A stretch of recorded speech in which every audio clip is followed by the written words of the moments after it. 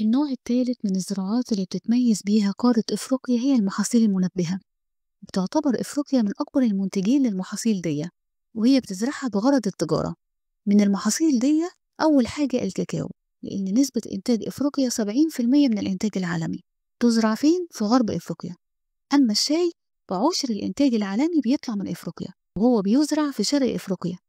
أما البن فهو موجود في غرب ووسط وشرق إفريقيا، ونسبة مساهمة قارة إفريقيا من البن حسب الإنتاج العالمي هو خمس الإنتاج العالمي.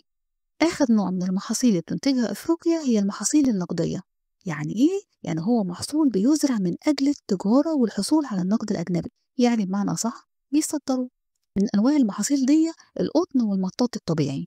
القطن أي نعم نسبة قليلة اللي بتنتجها إفريقيا من مصر والسودان، لكن هو قطن بيتميز بجودة مميزة جدا لأنه قطن طويل التيلة. أما المطاط الطبيعي فإفريقيا بتنتج منه عشر الإنتاج العالمي.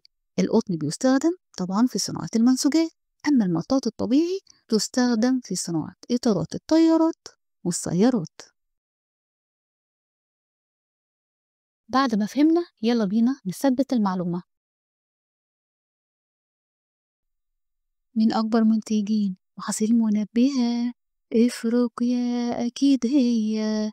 أصلها بتزرع محاصيل منبهة لأغراض تجارية. كاكاو شاي وبن 70 و10 و5. كاكاو شاي وبن 70 و10 و5.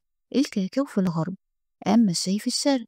أما البن غرب وسط وشرق إفريقيا.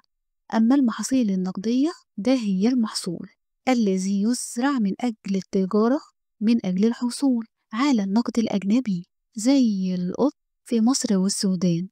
نسبته قليلة بس جودته عالية، أصله طويل التيلة. والمطاط الطبيعي ده العشر بالإنتاج العالمي. وأهمية القطن بيستخدم في المنسوجات، أما المطاط بيستخدم في الإطارات للطيارات للسيارات.